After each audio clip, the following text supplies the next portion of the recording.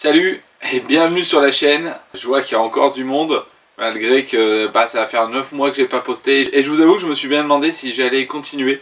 Les vidéos prennent beaucoup de temps à être tournées. Et j'arrivais pas à m'organiser pour pouvoir en faire une. Et j'avais perdu un petit peu l'envie. Parce que je vous avoue que moins on en fait, moins on a envie d'en faire. Et puis aussi sur mon côté de vie perso, ça changeait un petit peu. Je faisais de moins en moins de motos. Et donc c'est vrai que ma chaîne à la base était tournée voiture et moto. Je pense que je vais changer un petit peu ça. Elle va le rester à 60-70%. Mais j'avais envie de filmer autre chose et de faire partager autre chose. Je vais vous expliquer tout de suite. Alors moi, comme je vous l'ai déjà dit, je suis éducateur sportif. Et du coup, je suis entraîneur en kayak. C'est mon boulot. Ce que vous voyez au-dessus, c'est mon bateau. Et à force de faire avancer les choses, on s'est engagé de plus en plus dans des compétitions, on s'est engagé de plus en plus dans la discipline, et ça m'a pris de plus en plus de temps. C'est-à-dire que je pars souvent en compétition maintenant avec mes groupes de jeunes, et qu'on est engagé au niveau national et aussi au niveau international. Et alors je me suis dit pourquoi pas de continuer de filmer et vous montrer aussi cette petite partie-là quand je vais partir en voyage ou ailleurs. Alors, voilà, pas tout le temps. Je vais aussi vous montrer un deuxième projet qui est déjà élaboré et qui est aussi des fois en relation. Je vais aussi vous parler vite fait là. On va attaquer aussi tout de suite le sujet de la Royal Enfield, moto que je regrette énormément d'avoir vendue. Voilà, j'en voulais une. Je voulais essayer ce que c'était. Et puis début d'été, je l'ai vendu. Je l'ai vendu parce que il fallait que je me paye du matos pour le kayak.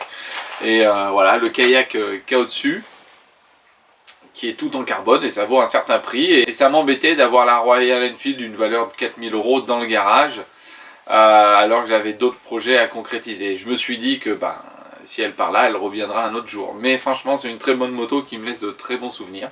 Donc fin d'été, je me suis dit je peux pas rester sans moto, déjà parce que j'aime ça, et puis c'était un petit peu plus économique que mon Touran, mais je ne pouvais pas stocker une grosse somme d'argent dans le garage qui pouvait m'handicaper pour des voyages futurs ou des achats futurs. Je voulais donc une moto pas chère, une moto qui, si elle reste 3 mois, 4 mois ou 5 mois sans tourner, c'est pas grave. Et donc je m'étais fixé un budget de 1000 €. Et 1000 € maintenant, je peux vous le dire, sur le bon coin, on trouve pas grand chose. Et un jour à minuit, une annonce est passée d'une moto à 600 €, roulante, correcte, à côté de chez moi. J'ai tout de suite envoyé un message, j'étais dans le premier heureusement, le monsieur a été sympa, et j'ai été la voir, et je suis donc reparti avec. J'avais pas décidé d'acheter spécialement cette moto, c'est, je vous avoue, les 600 € qu'on fait le choix, et le fait que ça reste aussi une moto fiable et facile à entretenir. Ça aurait été une Aprilia Pegaso, j'ai déjà eu, j'aurais pas pris, je vous avoue. Je vous emmène tout de suite voir la moto que j'ai choisie. Allez, c'est parti, on va voir ça ensemble. Alors bon, faut pas s'attendre à un truc extraordinaire. Je l'ai eu pour 600 € et je suis très content d'avoir eu cette moto pour 600 €. Franchement, rien à dire. Allez.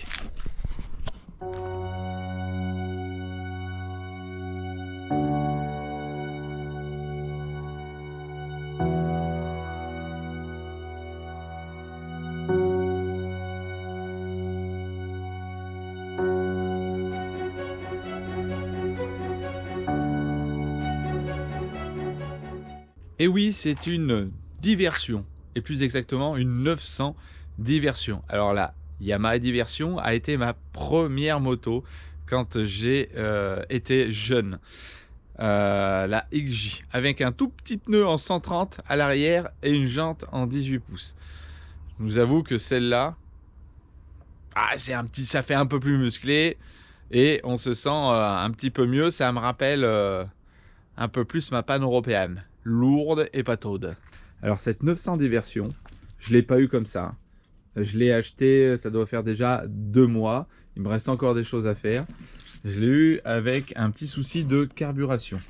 Cette moto là, elle a 78 000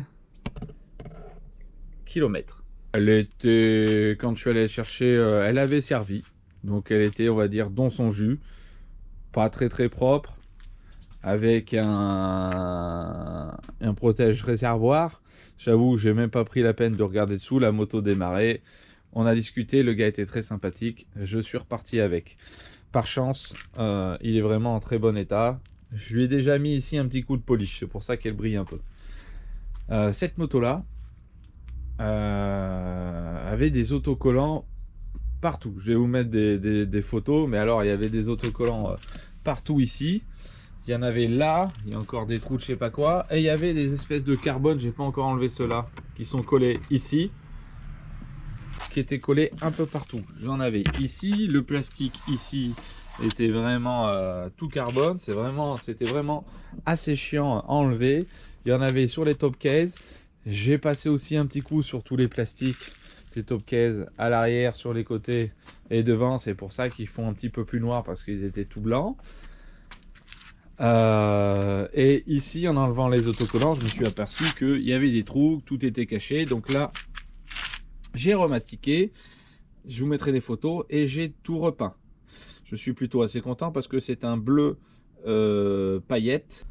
Donc il faut d'abord s'assurer de la bonne densité des paillettes, et pour éviter de faire des nuages. Et franchement, ça s'est pas trop mal passé. J'ai trouvé la bonne bombe chez le coin du carrossier, il me l'a fait sur mesure, j'étais descendu avec le cache.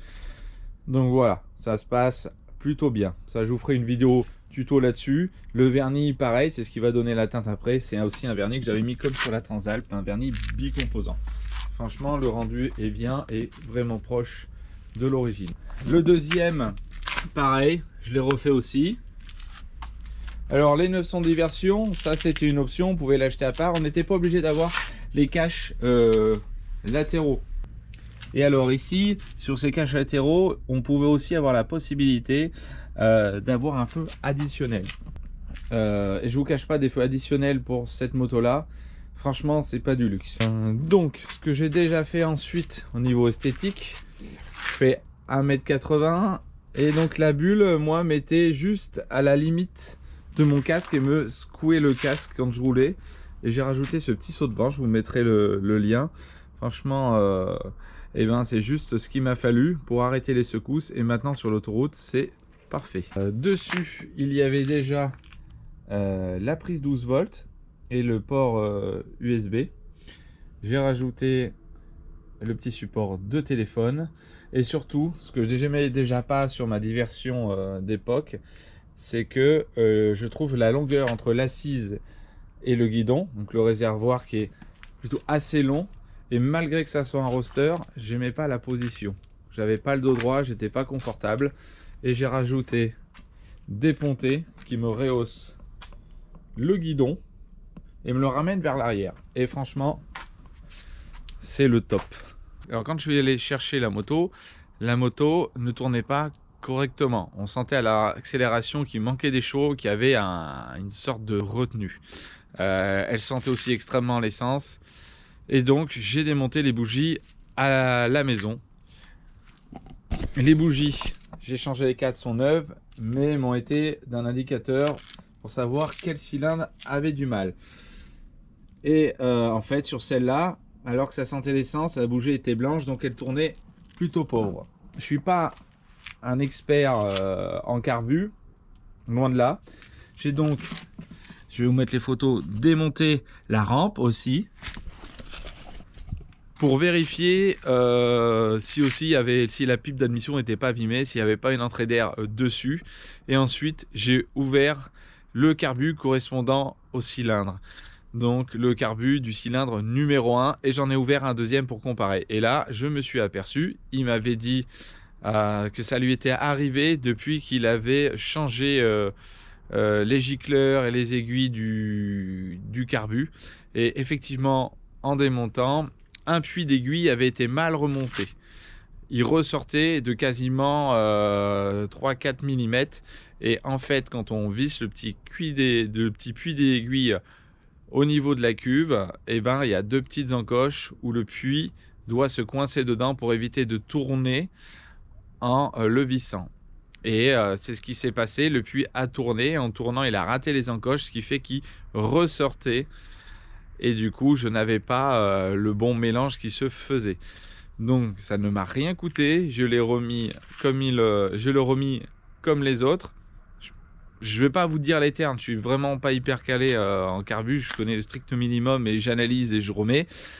Mais la moto a tout récupéré, elle tournait rond, elle vibrait plus et elle avait récupéré vraiment tous ses chevaux et ça a été très agréable. Franchement, ça ne m'a rien coûté, j'ai remonté la rampe et franchement un régal. Donc, la 910 version développée 85 chevaux. La transmission, elle est à cardan. Il n'y a pas de chaîne par rapport à la 600. Et franchement, c'est assez agréable.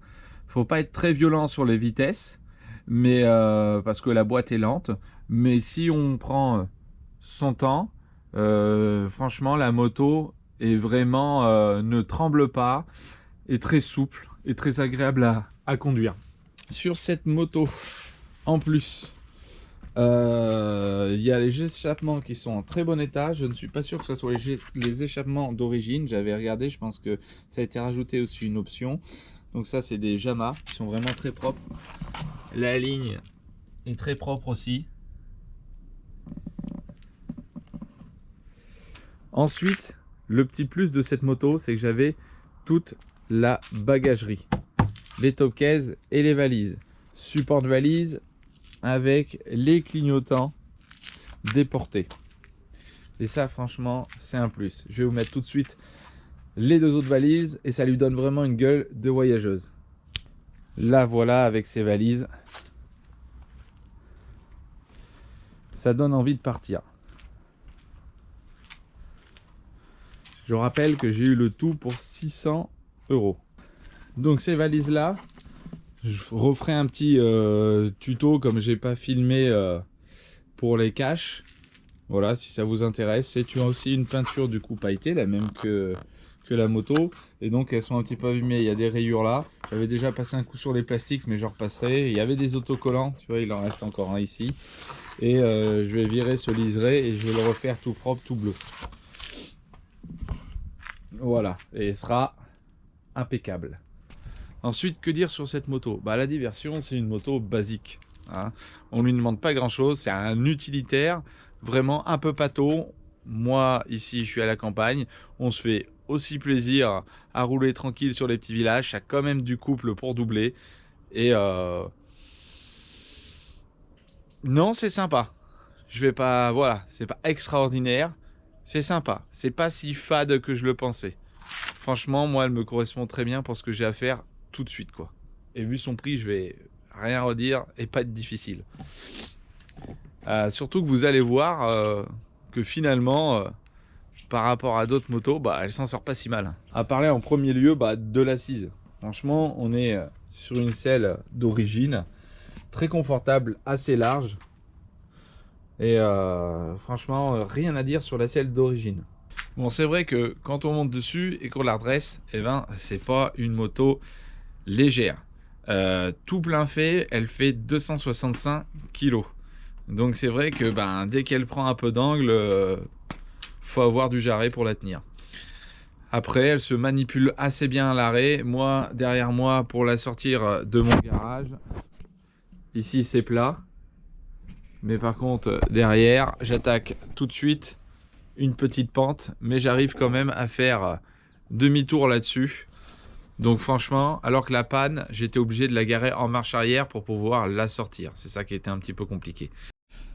Alors après, en termes de confort dessus, ce que je vous disais, c'est elle est un peu large, ça écarte un petit peu les jambes. Le fait d'avoir les petits caches latéraux, pour moi, sont un plus, surtout l'hiver.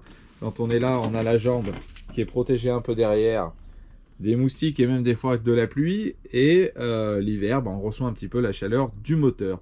Moteur qui est un refroidissement à air, simplement. Air, huile. Il n'y a pas de liquide de refroidissement sur ce moteur-là. Donc c'est une base très très simple. Donc moi j'ai changé la position du guidon. Au niveau de l'accastillage, on va retrouver la même chose que toutes ces motos de cette époque-là.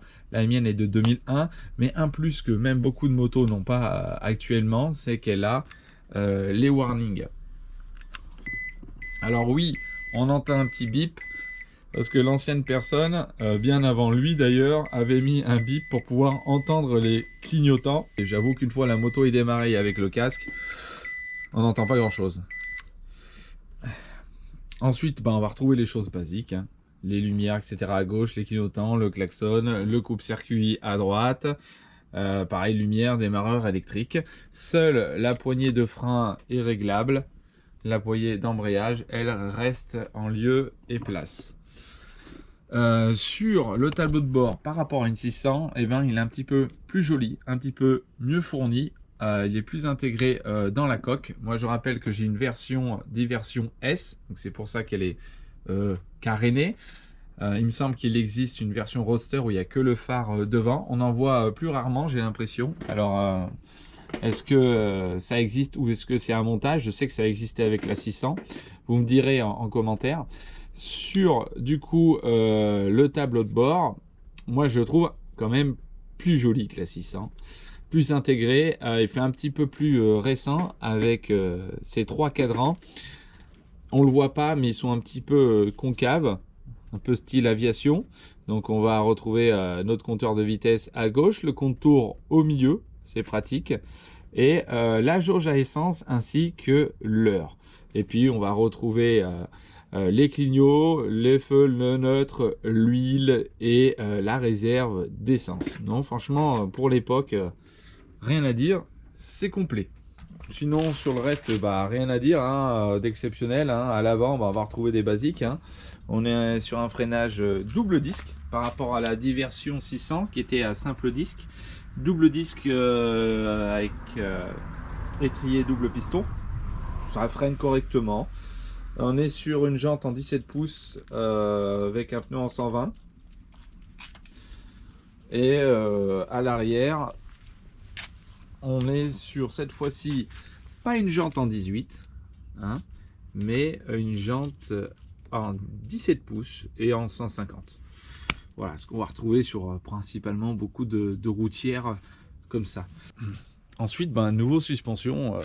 Je vous cache pas que par moment j'ai l'impression d'être un peu sur le tapis d'Aladin, quoi. Ça reste très confortable, mais voilà, faut enrouler tranquillement. C'est pas du tout fait pour attaquer. De toute façon, c'est pas son but. Même si certains l'ont fait ou s'y amusent, tout est possible. Après, voilà, c'est assez souple. Je pense que d'ailleurs, je vais vidanger et m'occuper un peu de la fourche avant. Donc ma fourche avant est en très très bon état. Cache-poussière très propre, aucune trace d'huile dessus. On est sur une fourche, je crois qu'il y a 140 mm de débattement. C'est une fourche en 41 mm, il me semble, 41 ou 43, je sais plus, je regarderai si je dis des bêtises. Et puis sur l'arrière, d'ailleurs je vais mettre un petit coup de propre. Et puis sur l'arrière, on reste sur du basique, hein, un mono amortisseur en 110 mm de débattement. Voilà, hein, la simplicité. Sinon, pour parler de sa consommation, on est sur un réservoir de 24 litres, il me semble. Ils la mettent aux alentours de 6 litres, 6 litres 5. En gros, on fait aux alentours de 350 km avec. Je vous avoue que je l'ai roulé 2 mois. Je n'ai pas réellement regardé ce que je consommais et je retournais au plein avant la réserve aux alentours des 310-320 km. Allez, je vous la démarre. Il fait froid ici. Je sais pas si on voit là-bas, mais il y a la neige tout au fond sur les montagnes. Qu'est-ce qu'il y a, toi? On démarre. Hop, c'est parti.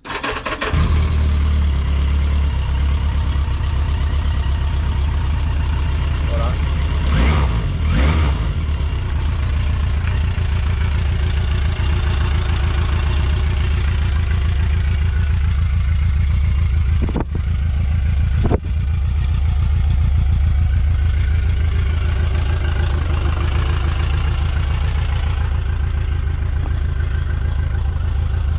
Voilà, hein, rien d'exceptionnel.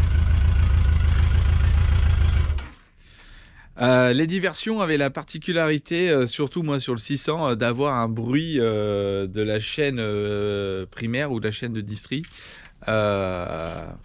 une sorte de classement, un bruit assez récurrent hein, qui était normal, un bruit mécanique qu'on pouvait régler en tendant comme on pouvait la chaîne, mais au bout d'un moment ça marchait plus et qu'on réglait la plupart du temps en augmentant légèrement le ralenti sur les 600.